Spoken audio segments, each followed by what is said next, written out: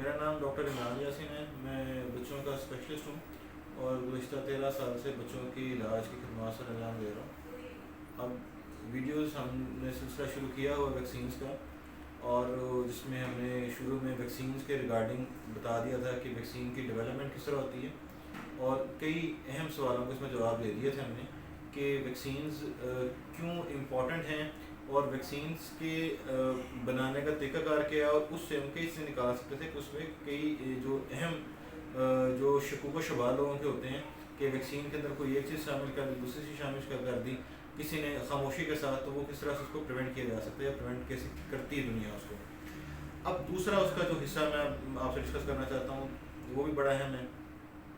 بڑا اہم اس لیے ہے کہ پتہ ہی نہیں ہے کہ ویکسین ہے کیا. جب تک یہ علم نہیں ہے تو پھر جو کوئی دوسرا بھی کسی کے دماغ میں بات ڈال دیتا ہے کہ اس میں تو یہ کچھ ہے، تو وہ زیادہ پریشان ہو جاتا ہے، اور اپنی ایک بہت اہم جو قدرت طرف سے میں اس کو ایک نعمت کہوں گا، اس سے آپ بچے بھی اس سے محروم رہتے ہیں اور نتیجتاً وہ ایک بیماری کا شکار ہو سکتے ہیں. تو ویکسینز کئی طرح کے طریقوں سے بنائی جاتی ہیں. اس میں ایک ہیں کہ لائیو اٹینویٹڈ ویکسین، مطلب اٹینویٹ کر دینا، جراثیم کو اتنا کمزور کر دینا کہ وہ بیماری نہ کر سکے. اس کی شناخت ہو، ہمارا مدافعت اس کو شناخت کر لے، اس کے خلاف ایک فوج تیار کر لے. وہ فوج ہر وقت تیار ہے تاکہ جیسے کوئی حقیقی جراثیم اس طرح کے حصے میں داخل ہو، فوج اس کو پکڑ کے فوراً بیماری پھیلنے سے پہلے ختم کر دے. ابھی تو اور دوسرے ویکسین ہوتی ہیں جس کو ہم کہتے ہیں کلڈ، کہ جراثیم کو مکمل مار دینا، کمزور نہ کرنا، مار دینا، صرف اس کا وہ حصہ زندہ رہنے دینا جو کہ جراثیم جو کہ بیماری جو کہ شناخت کے لیے کافی ہوتا ہے اور بیماری کا علاج نہ کر سکے. تیسرا یہ ہے کہ جینیٹکلی انجینئر کر دینا، اسی طرح کی ایک اور چیز بنا کے خود اس کو جینیٹکلی انجینئر کر کے وہ اس کا وہ حصہ باڈی میں شامل کر دینا. تیسری چیز، چوتھی چیز جو ہے وہ یہ ہے کہ صرف جراثیم کو نہ لیا جائے، اس کا جو زہر ہے اس زہر کسی کو کمزور کر دیا جائے. اور کیونکہ جراثیم ہماری شناخت اسی جراثیم کے خلاف ہوتی ہے مدافعت، اس زہر کو ہم شامل کرتے ہیں، اس زہر کو کمزور کر کے اس کا زہریلا پن ختم کر کے سب کو شناختی نظام جاری رکھ کے تو ہم شروع کرتے ہیں. تو پہلے جو لائیو اٹینڈنٹ ویکسینز ہیں ان میں سب سے جو ہمارے ہاں استعمال ہوتی ہیں ان میں سب سے زیادہ اہم ہے اورل پولیو. جو اورل پولیو قطرے ہیں وہ ہوتے ہیں لائیو اٹینڈنٹ وائرس.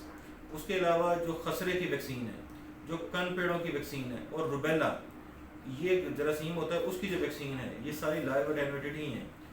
اور اس کے علاوہ ہماری ٹی بی کے لیے جراثیم لگتی ہے وہ بھی لائیو اٹینڈنٹ بیکٹیریا سے ہی بنائی جاتی ہے. یہ لائیو اٹینڈنٹ ویکسینز ہیں.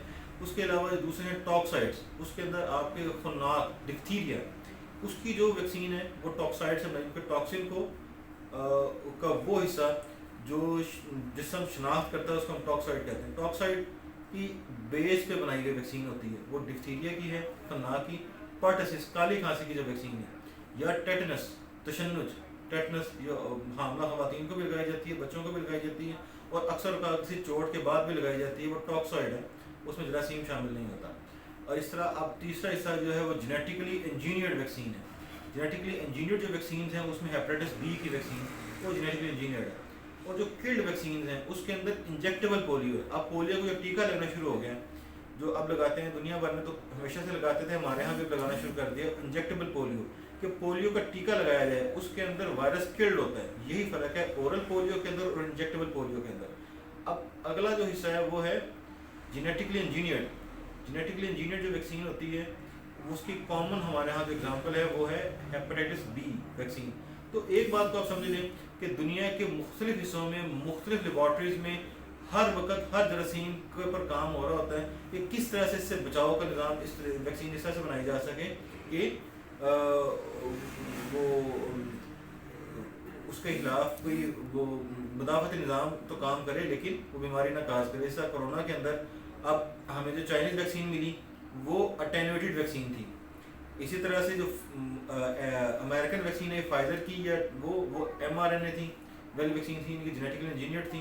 سملرلی جو آکسفورڈ کی تھی وہ بھی بہت طریقے سے بنائی گئی تھی. تو ہر وقت ہر ویکسین بنانے کے ڈفرینٹ اینگلز ہوتے ہیں. کرونا میں تو ہر اینگل ہی یوز ہو گیا، لیکن آخر جو سب سے آخر میں فائزر ہی کی ویکسین کو سب سے بہتر کنسیڈر کیا جا رہا ہے جو جینیٹکلی انجینئرڈ ہے. تو اسی طرح ویکسینز بنائی جاتی ہیں لیکن اس کے بعد ایک فائنل تیار کر لیا جاتا ہے جو سب سے افیکٹو ویکسین ہوتی ہے، پھر وہی چلتی ہے دنیا میں. بہت بہت شکریہ.